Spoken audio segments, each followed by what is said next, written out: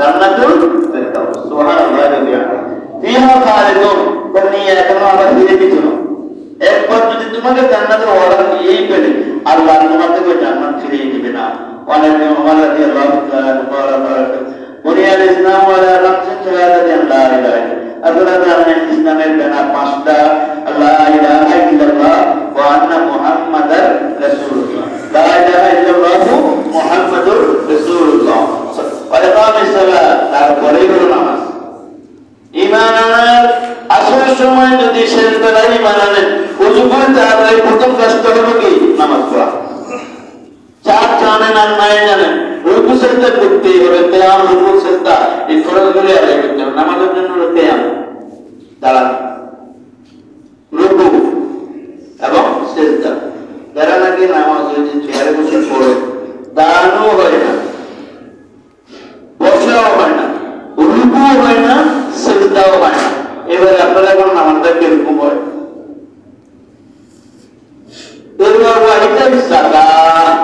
যারা জাকাত দেবে, জাকাত দেওয়া সাওমের রমজান মাসের রোজা রাখে 5টা। ও খয়রুল খামসু সালাওয়াতিন ইবতালাহুল্লাহু তাআলা মান আহসানা হুজুরাহুম ওয়া সালাতাহুম লিওয়াক্তিহিন্না আতাম্মা রুকুআহুন্না ওয়া খুশুআহুন্না। যে লোকটা 5 ওয়াক্ত নামাজ পড়বে, ওযু করবে ঠিক করে এবং সময়মত নামাজটা পড়বে, রুকু করবে। সুবহানাল্লাহ বলেন। রুকু অর্থ কি? বাঁকা হওয়া, নম্র হওয়া, আল্লাহর কাছে বস্তুতা স্বীকার করা। সুবহানাল্লাহ বলেন। ওয়া খুশুআহুন্না, ভয় ভীতি অন্তরে নিয়ে নামাজের মধ্যে খুশু খুদু। খুশু খুদু অর্থ হলো ভীত এবং অত্যন্ত গুরুত্ব সহকারে নামাজের আরকান আহকামগুলিকে মনে প্রাণে অত্যন্ত গুরুত্ব দিয়ে ওইগুলো আদায় করাই খুশু এবং খুদু। খুশুআহুন্না মান আহসানা উজুরাহুন্না কানা লাহু আলাল্লাহি আহাদুন।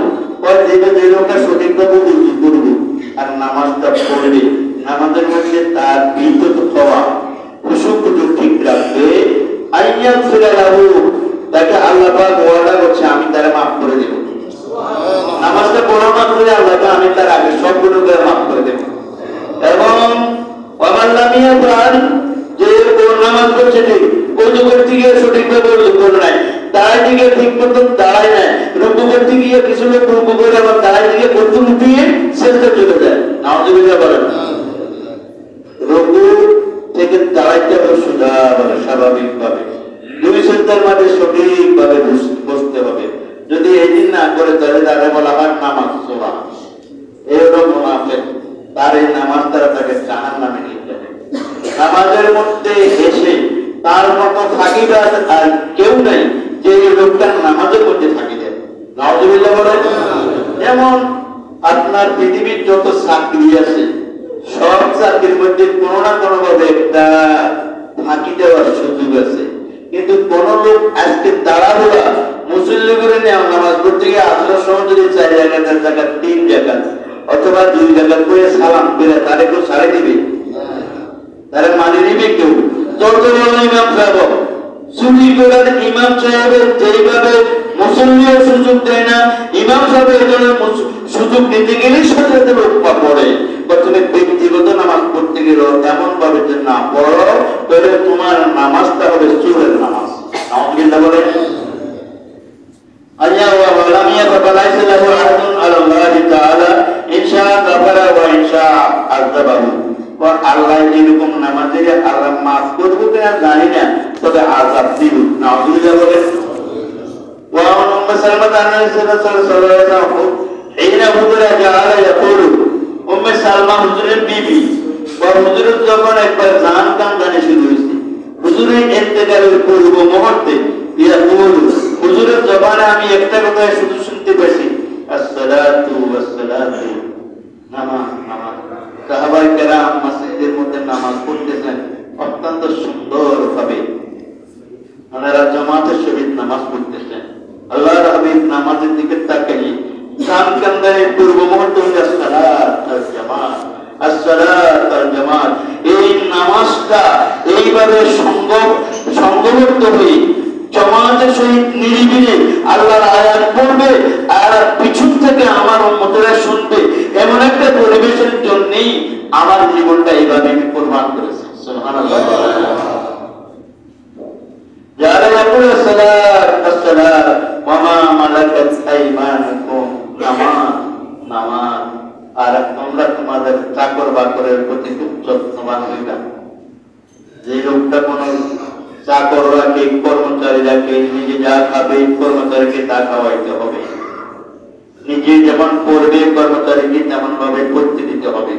কোন অবস্থাতে তার সামর্থ্যের বাহিরে তাকে কষ্ট দেওয়া যাবে না।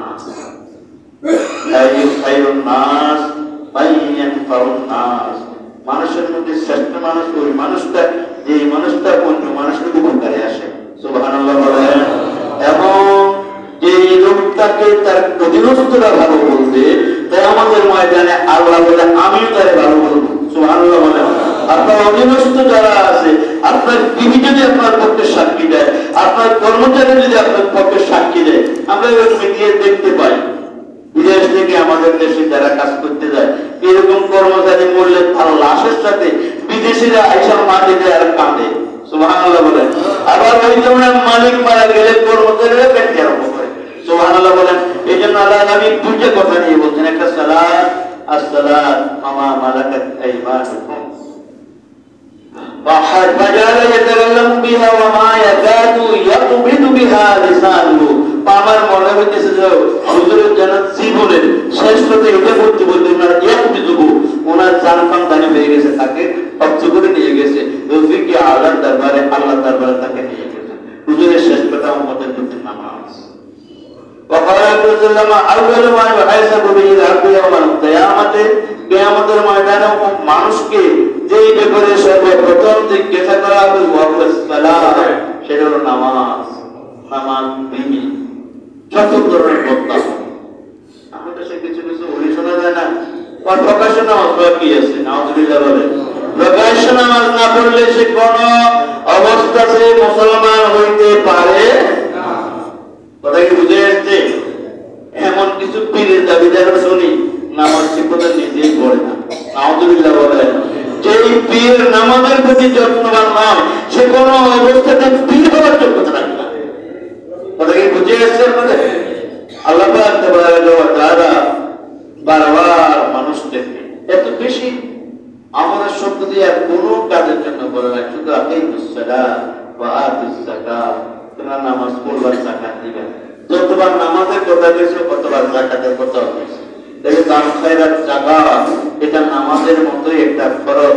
ওয়াবি আমওয়ালিকুম হাক্কাল লিসাইল ওয়াল মারুফ, আপনার সম্পদশালী হয়েছেন, আপনার এই হাত দিয়ে হালাল ইনকাম করতে পারেন বিধা আপনার এই সম্পদ আপনার প্রয়োজন অতিরিক্ত যেটা আছে এটার মধ্যে 2.5% মালিক কিন্তু আপনার এলাকার গরিব দুঃখীরা। যদি আপনি এই ব্যাপারে অলসতা করেন তাহলে আপনার ঈমান সঠিক বলে প্রমাণ হবে। আপনারা যেমন মসজিদে আসেন, এর চেয়ে উত্তম জায়গা পৃথিবীতে আছে? এই ঘরের ভিতরে কোন ফকিরকে দান করা যায় না, কিন্তু আল্লাহকে দান করতে পারে। সুবহানাল্লাহ বলেন।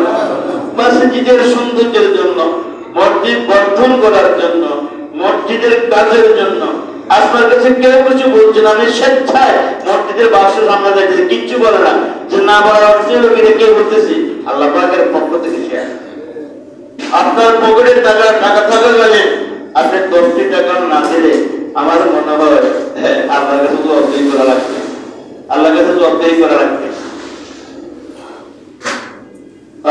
أنه ذكر الصلاة يوما فقال من حافظ عليها كانت له نور وبرهان ونجاة। একদিন হুজুরের সামনে আব্দুল্লাহ ইবনে আমর বলেন যে নবী রাসূল আল্লাহু যাকারা সালাত, হুজুর একদিন নামাজের কথা কইছে, কোন নামাজের কথা কই একবার ফাকালা, কোন নামাজের কথা কি বলবো, নামাজ তো নামাজে, যে ব্যক্তি মান হাফাজ আলাইহা কোন যে নামাজ পড়বে কানাত লাহু নূরান, কিয়ামতের ময়দানে কবর থেকে শুরু করে জান্নাতে পৌঁছা পর্যন্ত ওই নামাজটা তার জন্য নূর হয়ে যাবে। আর যদি বলবেন না কিয়ামতের ময়দানে যখন আল্লাহর রহমতের নামাজের নূর আপনার সামনে বাড়তে আরম্ভ করবে, তখন এই ফুলসিরাত পার হতে আর 4 ময়দানে মানুষের পা দুটিকে আপনার কোনো ভয় থাকবে? শুধু নামাজ কোরআন আর কে কি বলবে? আল্লাহ কবর থেকে উঠা মাত্রই নামাজের লোকের একটা কোরআন আর তৈরি দিয়ে দেবে, তাই নিজে মুসলিম সার্টিফিকেট নেই, কেউ কিছু জিজ্ঞাসা করে সার্টিফিকেট দেয়। সুবহানাল্লাহ বলেন। এটা দেখা মাত্রই ফেরেশতার কোনো প্রশ্ন করার সুযোগ থাকবে না। ওয়ানাজাতান পার কি একটা হলো নূর, একটা হলো কোরআন, একটা হলো নাজাত। নূর মানে রাস্তা আলো হয়ে যাবে, কোরআন মানে হাতে দলিল থাকবে, আর অন্তরে থাকবে আল্লাহ আমারে মাফ করে দিয়েছে। সুবহানাল্লাহ। ওয়াকানা ইয়াউমাল কিয়ামাতে যে নামাজ পড়বে না এটার অবস্থা হবে কি না, সে তার নূর থাকবে না, জুলমাত থাকবে, অন্ধকার থাকবে, সে নামাজে নয় তাহলে জাহান্নামে থেকে নিয়ে যাওয়া হবে, না তাদের কোনো উপায় থাকবে না, তার সঙ্গেই বুকে আশেপাশে ঘুষ করবো, তার অনুযায়ী তুই আমার বন্ধু, আমার এগুলো তুই আমার বন্ধু, ফেরাও নমরুদে এসে বলবে তুই আমার বন্ধু। নাউযুবিল্লাহ বলেন। এই জামানার মধ্যে যারা মুসলমান হওয়ার পরেও নামাজ পড়ে না তারা কারণ হামান ফেরাও নমরুদের বংশধর। নাউযুবিল্লাহ বলেন। আল্লাহ পাক তাবারাকা ওয়া তাআলা আমাদের নামাজ পড়ে শুধু একটাই কে আমাদের মধ্যে লান্না কুমিনাল মুসাল্লিন, আমি নামাজে ছিলাম না বিদায় আজকে জাহান্নামের দিকে রওনা। আপনারা মসজিদে দান করতেছেন, আপনারা অত্যন্ত আন্তরিকতা মসজিদ দান